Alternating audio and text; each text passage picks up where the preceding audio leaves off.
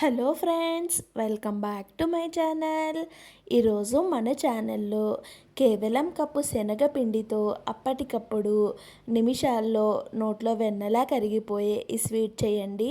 ఇంట్లో పిల్లలు పెద్దలు చాలా ఇష్టంగా తింటారండి. ప్రాసెస్ కూడా చాలా ఈజీ, సింపుల్గా ప్రిపేర్ చేసుకోవచ్చు.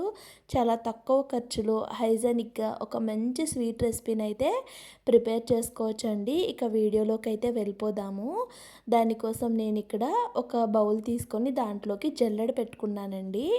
జల్లెడ లేని వారు ఇలా స్ట్రైనర్ అయినా పెట్టుకోవచ్చు.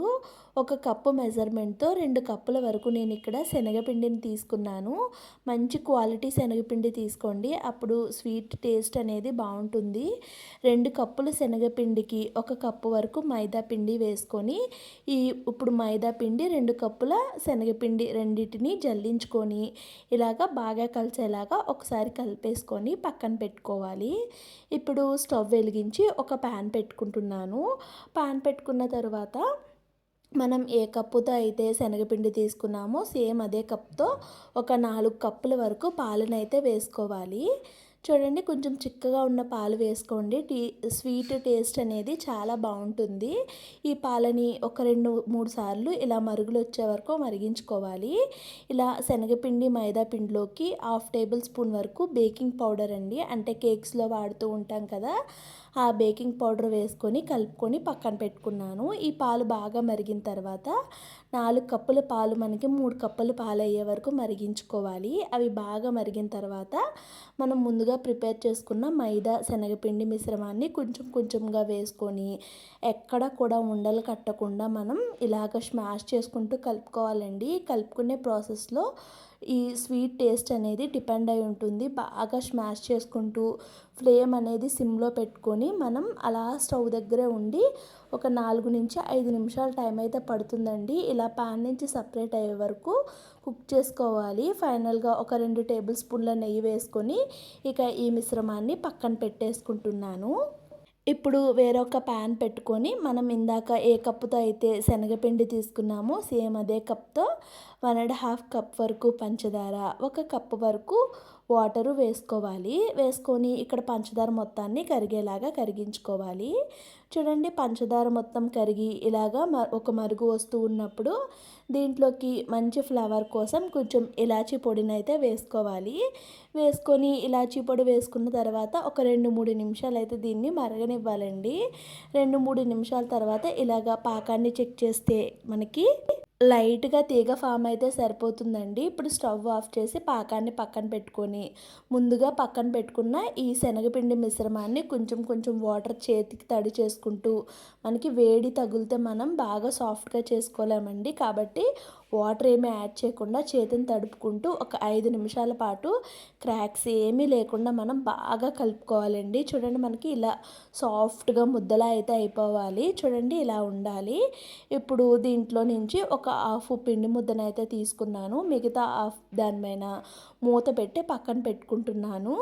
ఇప్పుడు ఇలా ఒక చపాతీ బల్ల తీసుకొని దానికి కొంచెం ఆయిల్ కానీ నూనె కానీ ఏదో ఒకటి అప్లై చేసుకొని ఈ కర్రకు కూడా అప్లై చేసుకొని మనం ఇలాగా చపాతీలాగా అయితే ఒత్తేసుకోవాలి. చూడండి, మరీ మందంగా కాకుండా మరీ పలుచగా కాకుండా కొంచెం మీడియంగా అయితే ఒత్తుకోవాలి. ఇలా రౌండ్గా ఉన్న ఏదైనా ఒక క్యాప్ తీసుకోండి.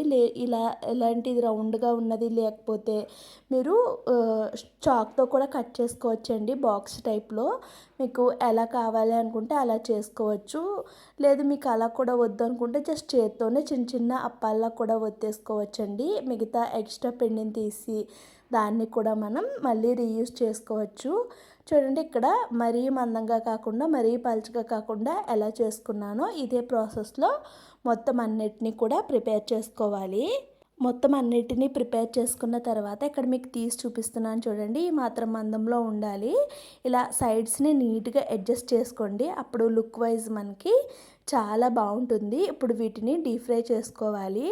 డీప్ ఫ్రై కోసం స్టవ్ వెలిగించి డీప్ ఫ్రైకి ఆయిల్ పెట్టుకున్నాను. ఆయిల్ కూడా పెద్దగా ఎక్కువేం పట్టదండి, కొంచెం ఆయిల్ పెట్టుకుంటే సరిపోతుంది. ఆయిల్ కొంచెం హీట్ అయిన తర్వాత ఫ్లేమ్ని సిమ్లో పెట్టుకొని మనం ముందుగా ప్రిపేర్ చేసుకున్న వాటిని మీరు తీసుకున్న ప్యాన్కి ఎన్నైతే పడతాయో అన్నిటినీ ఒక్కొక్కటిగా వేసుకోవాలండి.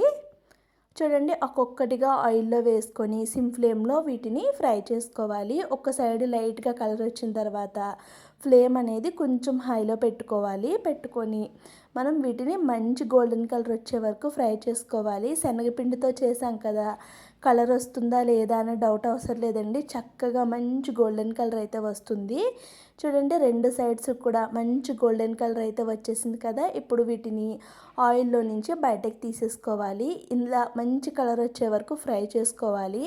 అప్పుడే టేస్ట్ వైజ్ బాగుంటుంది, లుక్ వైజ్ కూడా చాలా బాగుంటుందండి.